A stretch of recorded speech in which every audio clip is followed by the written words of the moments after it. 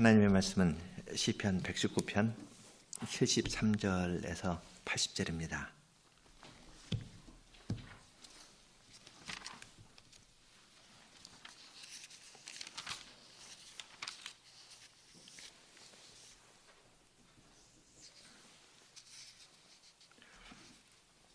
주의 손이 나를 만들고 세우셨사오니 나로 깨닫게 하사 주의 계명을 배우게 하소서. 주를 경외하는 자가 나를 보고 기뻐할 것은 내가 주의 말씀을 바라는 연고니이다.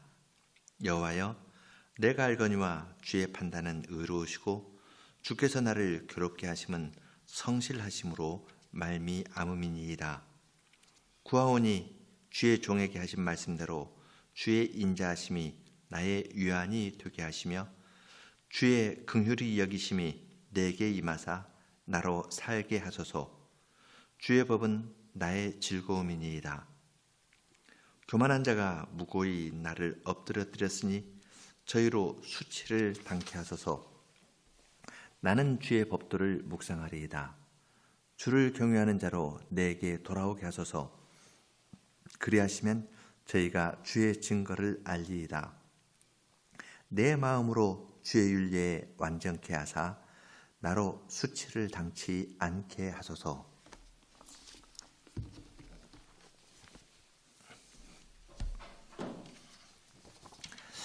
히브리어 열제 알파벳은 요드입니다. 요드로 시작하는 단어에서 대표적인 것은 여호와, 야훼이지만 에히에 하면은 그 요드로 시작하겠죠. 그 단어를 사용하지 않았습니다. 처음 세 절은 주님의 손, 주님을 경외하느니 나는 안다. 손 하면은 히브리어로 뭘까요? 야드죠. 주를 경외하는 자 하면 이르아에서 나온 말이고, 안다 뭐죠? 야다. 이제 여러분도 이제 꽤 합니다. 그 히브리어 단어들, 그런 것들로 시작했습니다. 이런 단어를 시작하고, 그 다음 5절은 간구와 기원의 단어들을 사용했습니다. 요드로 아직 안 배웠는데요. 3인칭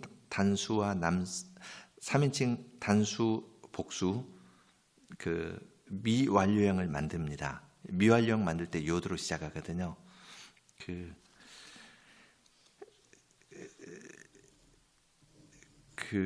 그런데 이 뒤에 5개는 미완료 형태를 썼습니다. 그래서 76절부터 80절 이 5절에서는 간구와 기원의 의미하는 미완료형을 사용했습니다. 그러니까 이것이 이제 자연스럽게 구분을 하도록 하는 겁니다. 그래서 열제에는 세 부분으로 나눠서 있습니다. 처음 3절에서는 시인이 아는 것에 대한 고백과 간구, 그래서 주님의 손 경외하느니 안다, 이런 말 중심으로 하는 거 3번. 그 다음에 다음 2절은 주님의 자비와 긍휼을 구하는 간구, 헤세드하고 레헴이라는 말이 그 다음에 나오거든요. 주제어입니다. 그것이 중심에 있고, 마지막 3절은 오만한 자의 수치와 시인의 온전한 마음에 대한 간구를 해줍니다. 수치라는 말이 78절에 나오고 80절에 나와요. 그래서 수치와 관련된 것이 여기 중요한 주제어임을 알 수 있습니다. 열제어는 바로 앞에 나오는 고난과 선, 토브였죠. 토브, 고난과 선에 대한 주제를 발전시키는 면이 있습니다. 67절, 71절에서 시인은 고난 당하기 전에는 그릇 행하였으나 이제는 주님의 말씀을 지킨다고 고백하고, 고난 당함을 통하여 주님의 율례를 배우게 되었기 때문에 고난이 유익하다고 고백하였습니다. 75절에서는 자기가 고난을 당하는 것이 주님의 진실함에서 나온 것이라고 말합니다. 이러한 구절들은 하나님의 율법의 핵심이 고난임을 암시합니다. 이 세상에서 성도가 고난을 당하지만 그 의미를 소극적으로만 이해하고 넘어가기 쉬운데, 제9형과 12형은 이어서 읽으면 고난이 갖는 적극적인 면을 더 분명하게 알게 됩니다. 그렇지만 이것은 아무에게나 알려질 수 있는 내용이 아닙니다. 오직 주님을 경외하는 사람들만이 알 수 있는 내용입니다. 74절과 79절에서 주님을 경외하는 사람들 그 말이 2번 나옵니다. 그들이 주님의 말씀에서 이러한 진리를 깨닫는 것으로 묘사합니다. 우리도 주님을 경외하는 심정으로 제10연을 세 부분으로 나누어서 읽겠습니다. 사역입니다. 주님의 손으로 저를 만드시고 세우셨으니 저를 깨우쳐 주셔서 주님의 계명을 배우게 하여 주십시오. 제가 주님의 말씀에 소망을 두니 주님을 경외하는 사람들이 저를 보고 기뻐하겠습니다. 여호와 주님, 주님의 판단들이 의로운 것과 진실함으로 고난당하게 하심을 제가 알고 있습니다. 시인은 자기의 존재의 의미를 주님께서 친히 주님의 손으로 빚어서 세워두신 사실에서 찾습니다. 평범한 말처럼 보이지만 주님을 모르는 자들의 고백과 비교하면 이 말이 주는 의미를 더 분명히 알 수 있습니다. 사람들이 아침부터 저녁까지 힘써서 일하고 재물을 모으거나 다른 사람과의 관계를 돈독히 하려는 것은 거기에서 자기의 삶의 의미를 찾기 때문입니다.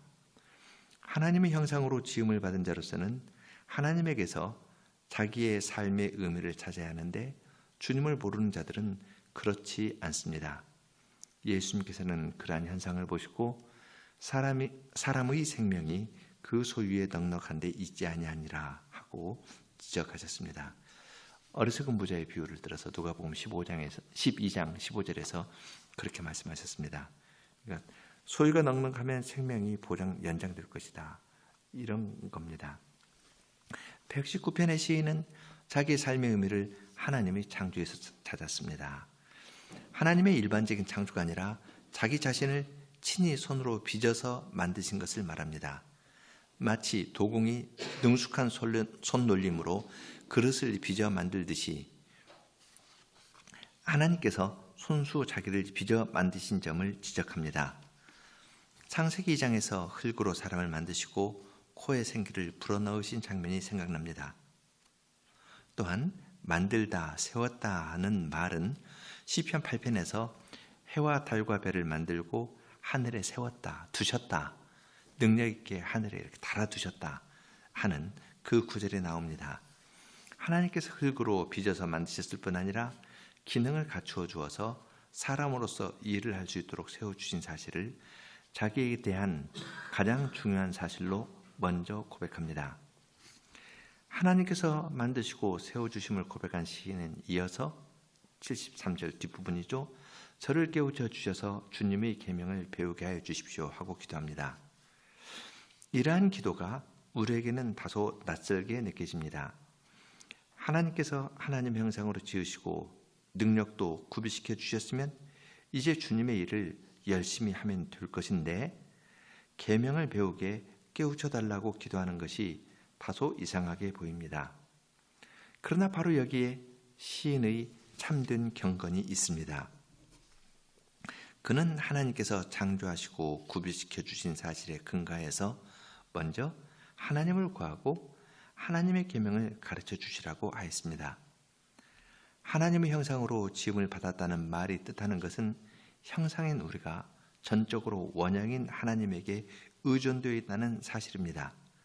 따라서 하나님의 손으로 지음을 받은 자로서는 먼저 하나님의 계명을 배워야 합니다.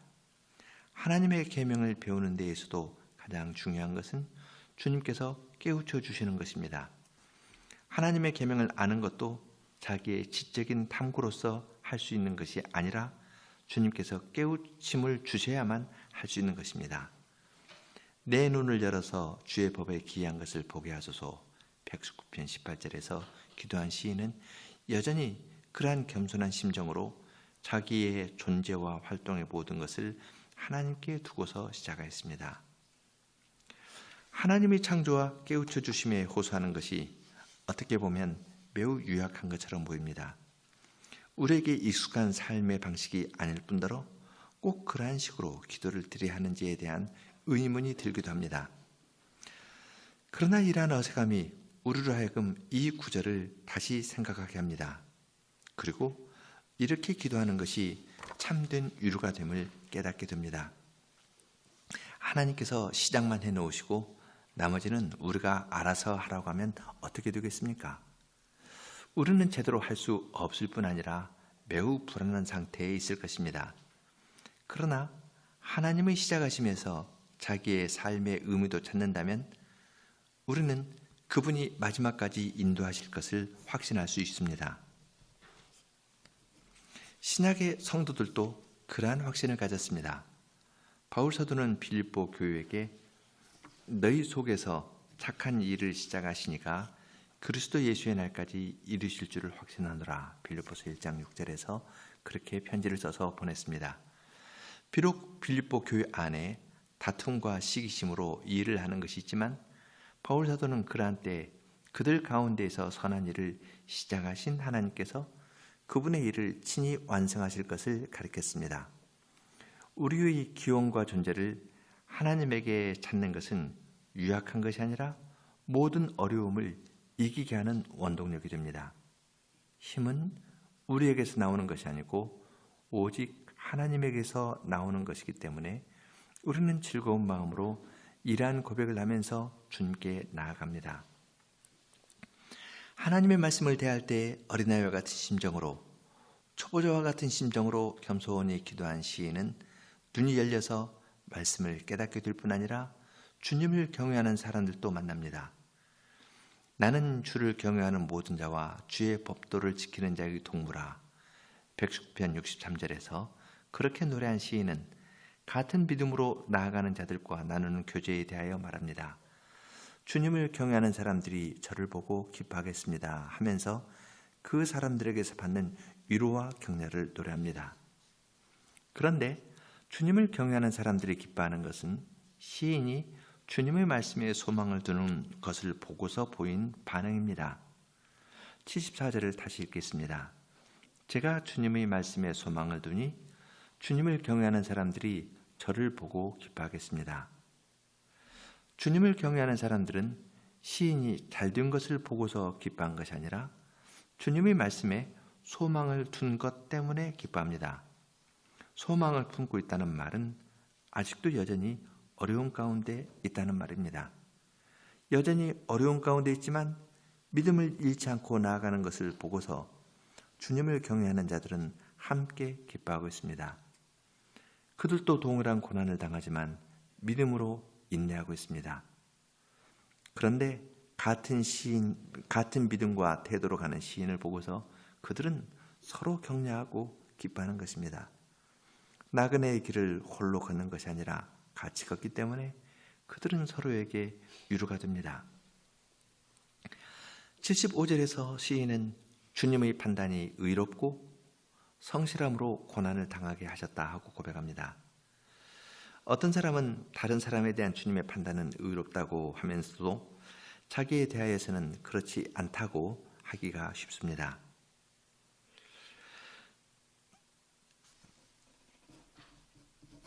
다른 사람이 도적질을 하면 나쁘다고 하지만 자기가 훔칠 때에는 3일 굶어서 도적질하지 않을 사람이 없다고 하면서 합니다. 사람들은 이렇게 이중잣대를 사용하는 경향이 있지만 시인은 주님의 판단은 자기에게도 의롭다고 하고 이어서 진실함으로 고난당하게 하심을 제가 압니다 하고 담담히 말합니다. 지금 자기가 당하는 고난은 주님의 진실하심에서 나온 것이고 또한 주님의 의로운 판단에서 나온 것이라고 고백합니다. 시인은 67절과 71절에서도 두 번이나 고난당한 것이 유익이라고 고백하였는데 75절에서도 그 말을 이어서 하고 있습니다. 자기가 잘못하여서 징계의 형태로 임한 고난이든 아니면 의로운 길을 걷다가 당하는 고난이든 지금 당한 이 현실에서 주님의 진실하심이 이루어지고 있다고 고백합니다. 이 부분에서 시인은 자기를 깨우쳐 주어서 하나님의 계명을 배우게 해달라고 구하였습니다. 그런데 그 계명의 내용은 고난을 당한다는 것입니다. 그래서 시인은 주님의 말씀에만 소망을 두고서 그 길을 계속 걸으려고 합니다. 그렇지만 고난의 길은 굳은 결심으로만 갈 수 있는 길이 아닙니다. 그래서 주님의 자비하심과 긍휼하심에 호소하는 기도를 드립니다. 뒤로 가기 전에 다시 73, 74, 75절 앞쪽으로 가서 한번 읽어보면요. 잘 보십시오. 주님의 손으로 저를 만드셨으니 저를 깨우쳐서 주님의 계명을 배우게 해주십시오. 계명 배우게 해달라 했죠. 제가 주님의 말씀에 소망을 두니 주님을 경외하는 사람들이 저를 보고 기뻐하겠습니다. 주님을 경외하는 사람들이 말씀에 소망을 둔 것을 보고 기뻐하니까 아직도 고난 가운데 있는 거예요. 이 사람이. 그 75절에서 여호와 주님, 주님의 판단이 의로운 것과, 그건 하나를 고백했죠. 그 다음에 진실함으로 고난당하게 하심을 제가 알고 있습니다. 제가 고난당하는 건 주님의 말씀이 진실함에서 나온 겁니다.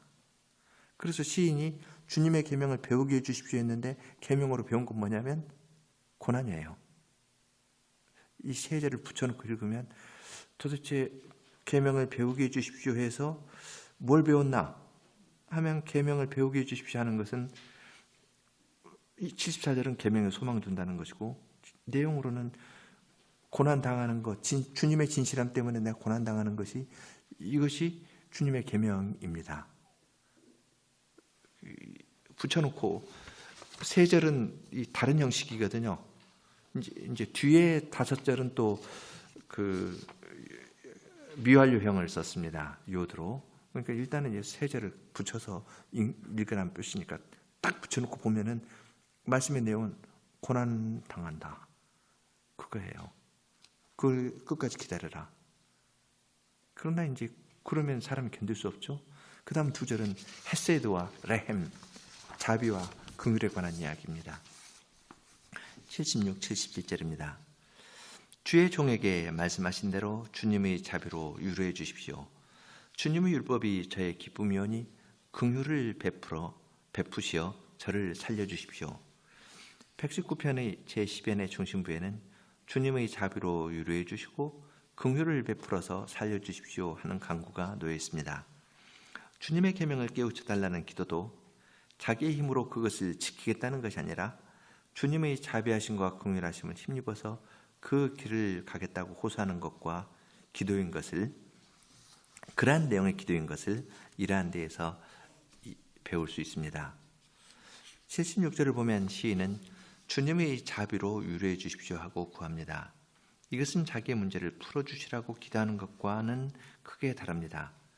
주의 종에게 말씀하신 대로, 그렇게 했죠. 주의 종에게 말씀하신 대로 주님의 자비로 유로해 주십시오 하고 구하는 것입니다. 자비, 히브리어는 헤세드인데요.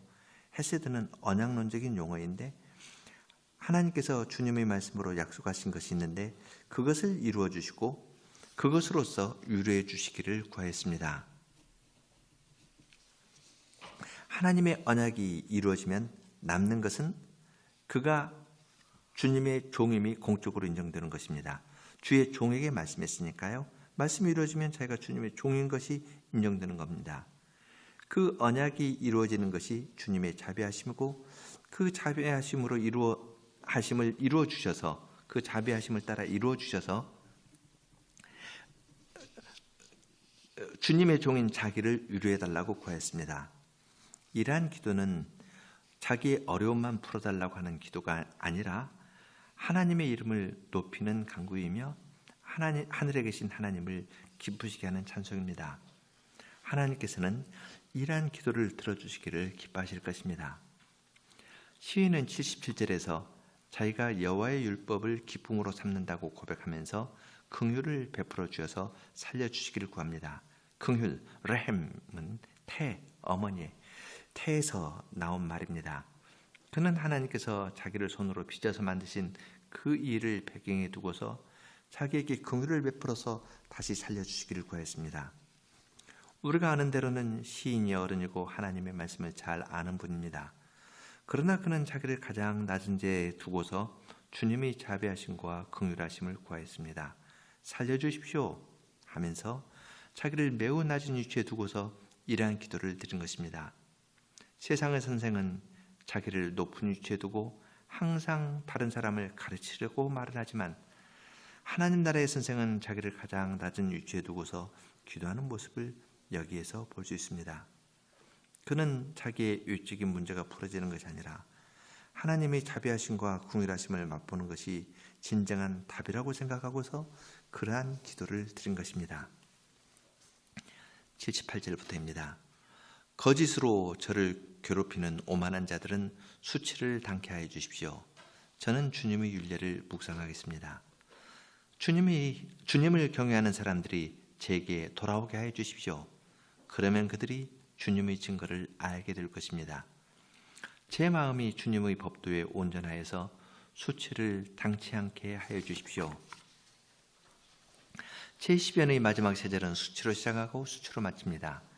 거짓으로 시인을 괴롭게 하는 자들은 수치를 당하게 해주시기를 구하였고 자기는 수치를 당하지 않게 하여 주시기를 간구하였습니다. 78절, 79절을 보면 여호와의 율법에 대한 두 반응을 말합니다.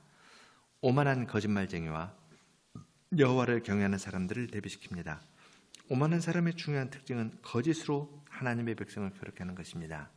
69절에서도 교만한 자들이 거짓을 지어 나를 치려하여 싸우나 나는 전심으로 주의 법도를 지키리이다 하고 말하였는데 여기에서도 오만한 자들이 거짓말로 하나님의 백성을 공격합니다. 그들이 공격하는 목적은 진리의 말씀, 곧 하나님의 윤리에서 벗어나게 하려는 것입니다. 시인은 그러한 그들이 괴계를 알기 때문에 그러한 공격에 요동하지 않았습니다. 그는 조용히 주님의 율례를 묵상하면서 나아갑니다. 우리는 여기에서 두 가지의 대비되는 그림을 봅니다. 하나는 악인이 교만하게 거짓을 말하면서 시인을 여호와의 율법을 묵상하는 길에서 벗어나게 하려는 모습이고, 다른 것은 그러한 공격이 있지만 끝까지 여호와의 율법을 묵상하면서 나아가는 모습입니다. 그는 여호와의 말씀대로 이루어지는 자비로우심을 의지하면서 조용히 그 길을 갑니다. 동시에 하나님의 말씀에 근거해서 악인들이 수치를 당하게 되기를 구하였습니다. 여기에서 말하는 수치는 공적으로 그들의 말이 거짓됨이 드러나고 하나님의 심판을 당하는 것을 가리킵니다. 악인과 대비되는 사람이 등장하는데 바로 여호와를 경외하는 사람들입니다. 74절을 보면 그들은 시인이 여호와의 말씀에 소망을 두는 것을 보고서 기뻐했는데 여기에서도 시인에게 나옵니다. 시인은 그들이 자기에게 와서 주님의 증거를 알게 될 것을 소망하였습니다. 하나님께서 약속하신 대로 이루시는 것을 보고서 주님을 경외하는 사람들이 함께 기뻐합니다. 특히 시인이 그러한 고난을 하나님의 말씀에 대한 믿음으로 이겨내는 것을 보고서 그들은 주님의 말씀을 더욱 깨닫습니다. 그러면 그들의 교제는 더 깊어지고 풍성해질 것입니다.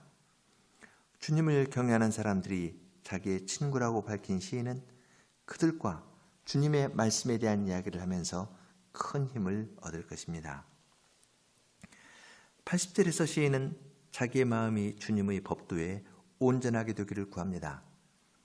악인이 공적인 수치를 당하고 주님을 경외하는 자들이 자기에게 와서 함께 주님의 증거를 즐거워한다고 했는데, 그러한 순간에 시인이 고백하는 것은 자기의 마음에 대한 것입니다. 119편 1절에서 참으로 복된 사람입니다. 그의 길이 완전하고 여호와의 율법을 따라 걷는 그 사람.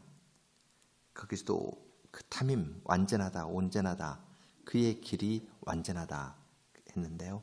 시인은 자기의 마음이 하나님의 법도에서 완전하게 되기를 구하였습니다.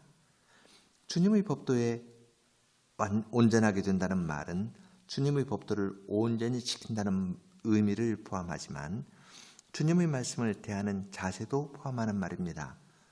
사람은 마음을 모르기 때문에 마음으로 부족하게 한 것으로 수치를 당할 일이 없을 수 있습니다. 그러나 속에 있는 신실하지 않음은 결국 드러나게 될 것이고 의로우신 하나님께서 드러내실 것입니다. 시인은 하나님을 경외하면서 그렇게 자기의 마음을 온전케 될 것을 구하였습니다. 제10연에서 시인은 주님의 계명을 배우게 해 주십시오 하고 기도를 시작하였고, 처음에 그랬죠. 나를 지었으니 주님의 계명 배우게 해 주십시오. 나를 깨우쳐줘서 계명을 배우게 해 주십시오 했는데, 그 과정에서 고난을 통하여 영광에 이르는 진리를 잘 알았습니다. 그런데 마지막으로 구하는 것은 자기의 마음에 대한 것입니다. 악인이 공적인 수치를 당하는 그 순간에도 시인은 헛된 자부심으로 자기를 높이는 것이 아니라 자기의 마음을 주님께 바칩니다. 그 마음이 주님의 법도에서 온전하게 하여 주시기를 구한 것입니다. 밑에 것은 컷 앤 페이스트 하다가 잘못 된 겁니다. 밑에 네 절은 빠집니다. 바로 여기에 그렇게 이제 마음을 온전케 하여 주시기를 구한 건데요. 바로 여기에 시인의 경건함이 놓여 있습니다. 그는 하나님께서는 마음에서도 일하심을 알고 자기의 마음을 주님께 드렸습니다. 교만한 사람들은 눈으로 보이는 것을 보고 행하지만 주님께서는 우리의 마음에서 이러한 일을 행하십니다. 시인은 마음을 새롭게 하는 일에서 자기를 주님의 손으로 지으신 하나님의 창조의 뜻이 이루어진다고 생각하고서 겸손히 자기의 마음을 드립니다. 주님께서 나를 지었는데 이 뜻이 내 마음을 드리는 것이 이루어진다 생각하고 드리는 겁니다. 이것은 119편의 마지막 구절과도 통합니다. 이른 양같이 내가 유리하오니 주의 종을 찾으소서. 내가 주의 계명을 잊지 아니함이니이다. 악인이 수치를 당하는 것을 볼 때 하나님의 백성은 자기를 살피고 자기의 마음을 주님께 드립니다. 그렇게 자기를 살피지 않으면 마음이 않으면 마음이 비계살처럼 되어서 말씀을 깨닫지 못하게 됩니다. 점점 이렇게 두터워지는 거예요. 그래서 처음엔 양심의 가책을 느끼다가 안 느끼고 이제 사람이 교만하면 어떤 현실을 못 보거든요. 그런 대로 떨어지는 겁니다. 시인은 자기에게도 그러한 경향이 있다는 것을 인정하고서 주님이 자비하심만을 구하는 것입니다. 119편의 제10여는 하나님께서 친히 손으로 자기를 지으신 사실을 고백하고 주님의 계명을 배우게 자기를 깨우쳐달라는 기도로 시작합니다. 우리에게 익숙하지 않은 기도이지만 여기에 시인의 참된 경건이 배어 있습니다. 우리는 첫 구절의 기도가 이 연 전체에서 더 발전하는 것을 봅니다. 시인은 하나님의 율법에서 배운 것의 핵심은 주님의 판단이 의롭다는 것과 진실함으로 고난 당하게 하심이라고 고백합니다. 자기의 고난이 우연히 된 것이 아니라 주님의 진실하심에서 나온 것이고 율법에 기록된 것이라는 사실을 알면 신자는 큰 확신을 갖게 될 것입니다. 주님께서 엠마오로 가던 제자들에게 말씀하신 것처럼 구약의 모든 말씀은 고난과 부활, 특히 우리의 대표인 그리스도의 고난과 부활에 대한 교훈입니다. 우리는 예수님께서 이러한 구절을 잘 아시고 십자가의 길을 조용히 걸어가신 것을 잘 알고 있습니다. 119편의 시인은 이러한 사실 앞에서 철저히 하나님의 자비하심에만 의지하고 긍휼을 베풀어 살게 하여 주시기를 구합니다. 그는 자기의 처음과 그 후의 과정 그리고 마지막을 모두 주님께 맡겼습니다. 하나님에게서 시작하는 것을 찾는 것은 완성에 대한 확신을 가질 뿐만 아니라 그 과정에서 당하는 모든 고난도 주님께서 정하신 길임을 깨닫게 됩니다. 그 과정에서 두 부류의 사람들이 있습니다. 오만해서 자기 주장을 하고 자기 힘을 의지하는 사람들이 있고 주님을 경외하는 사람이 있습니다. 교만한 자들은 거짓을 지어서 하나님의 백성을 괴롭게 하지만 주님을 경외하는 자들은 그러한 공격을 당하여도 요동하지 않습니다. 그러니까 악인들이 결국 수치를 당하게 될 것을 알기 때문입니다. 교만한 자들에 대하여 그러한 태도를 취한 시인은 종말을 바라보면서 자기 마음을 단속합니다. 자기의 마음이 주님의 법도에 온전하여서 수치를 당하지 않게 하여 주시기를 구합니다.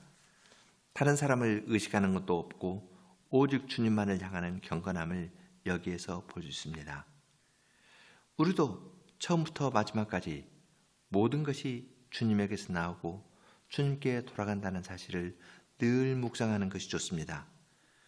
바울 사도는 다른 형식으로 우리에게 새로운 찬송을 알려줍니다. 이는 만물이 주에게서 나오고 주로 말미암고 주에게로 돌아갑니다. 영광이 그에게 세세 있으리로다. 아멘. 이것은 개인적인 고백일 뿐 아니라 교회적인 고백입니다. 우리 모두가 이러한 송영의 심정으로 살아야하고 우리의 자녀도 이러한 고백을 하는 데 이르게 하도록 마음을 기울여야 합니다. 우리가 정신을 차리지 않으면 사람의 능력에 초점을 맞추게 됩니다. 그러나 그것은 주님께서 정하신 길이 아닙니다. 역사의 처음과 마지막에 대한 말씀은 주님의 입에서 나옵니다. 태초에 빛이 있으라 하신 주님께서는 역사의 마지막에 보라, 내가 만물을 새롭게 하노라 하고 선언하실 것입니다. 그리고 그 과정에서 주님의 자비하심을 의지하고 살던 자들은 수치를 당하지 않을 것이고, 자기를 의지하여 교만한 마음으로 거짓을 행하던 자들은 바깥 어두운 데에 떨어져서 영원한 수치를 당할 것입니다. 이 엄연한 사실 앞에서 우리는 우리의 자녀와 함께 우리의 마음을 주님께 드려서 우리의 마음이 주님의 법도에 온전하여서 수치를 당치 않게 하여 주십시오 하고 기도하는 것입니다. 함께 119편 요드 부르겠습니다. 28, 29, 30인데요. 부르겠습니다. 28, 29하고 간주하고 37 부르겠습니다.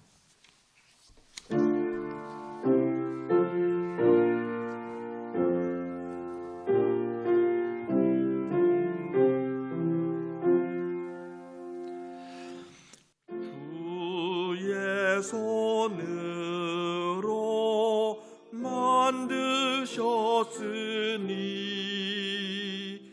계명 배우게 깨우쳐 주소서.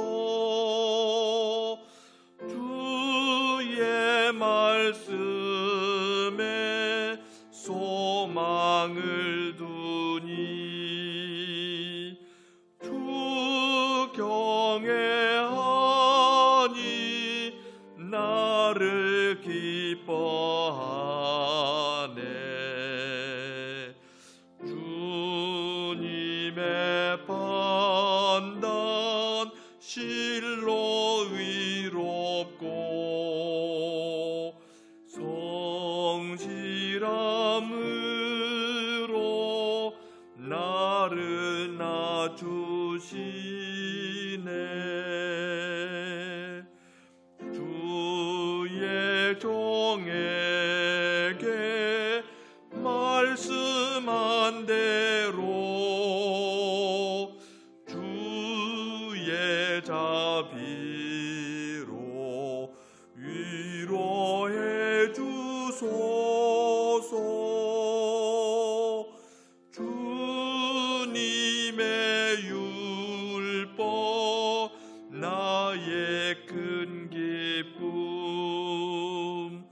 긍휼 베풀어 살려 주옵소서. 날 핍박한 자 수치당하나 나는 겸손히 율례 묵상하네.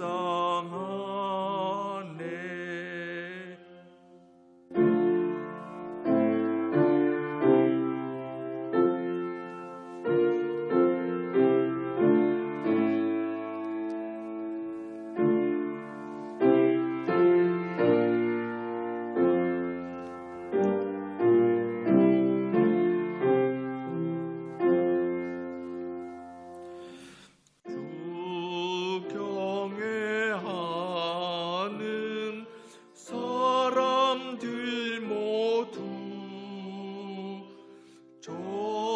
저에게 오게 하여 주십시오.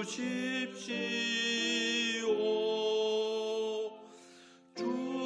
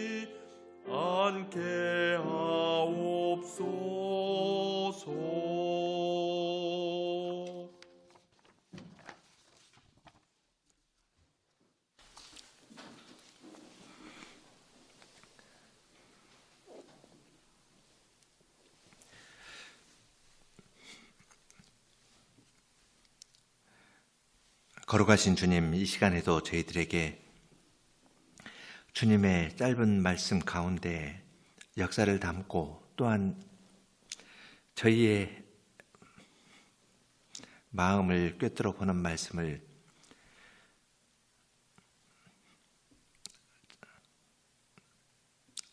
저희들에게 가르쳐 주시니 감사합니다.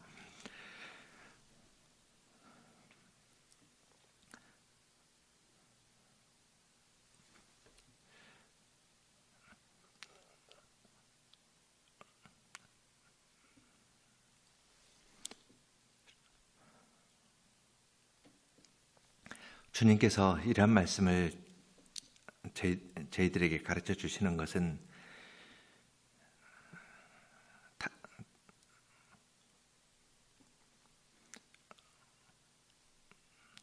주님께서 저희에게서 다른 것을 원하시는 것이 아니라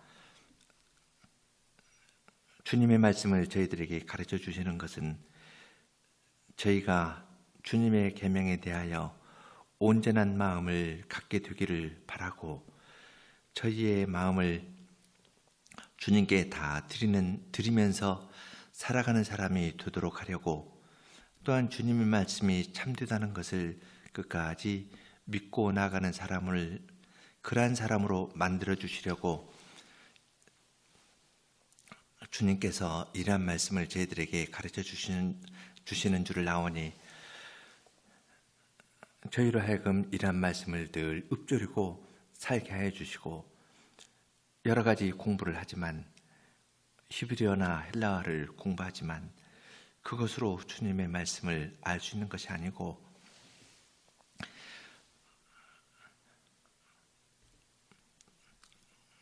저희를 주님께서 주님의 손으로 지으셨고 저희가 주님의 것이기 때문에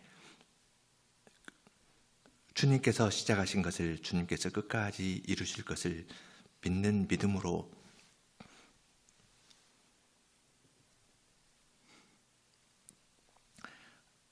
저희들이 늘 나아가게 하여 주시옵소서.